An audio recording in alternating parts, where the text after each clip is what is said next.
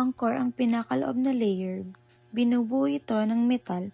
Ito ang pinakamainit na parte ng geosphere. Ang core ay may dalawang layer, ang outer core at ang inner core. Ang outer core ay likido at binubuo ng tunaw na bakal at nickel. Ang inner core naman ay solid ito kahit sobrang init. Ang earth mantle ang pinakamakapal na layer ng geosphere. Meron itong dalawang layer, ang upper mantle at lower mantle. Ang upper mantle ay mas malamig at mas matigas kumpara sa lower mantle. Ang lower mantle naman ay mas mainit at mas siksik dahil sa sobrang pressure mula sa itaas. Ang crust, ito ang pinakalabas at pinakamanipis na layer ng geosphere.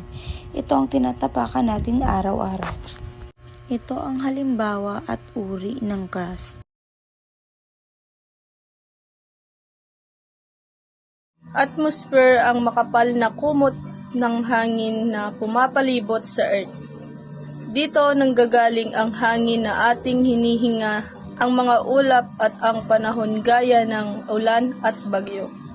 Pinoprotektahan din tayo nito mula sa mapaminsalang sinag ng araw. Ang pangatlo ay ang hydrosphere. Lahat ng tubig sa Earth, kabilang na dito ang karagatan, ilog,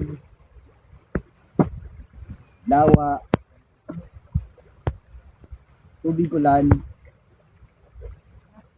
at maging ang yelo sa mga bipolar region. Alam niyo ba na 97% ito ay maalat na tubig mula sa karagatan? At ang panghuli, ang biosphere, ang bahagi ng Earth kung saan may buhay. Ito ang lahat ng halaman, hayop, mikrobyo, at syempre tayong mga tao. Matatagpuan ang biosphere sa ibabaw ng lupa, sa tubig at maging sa hangin.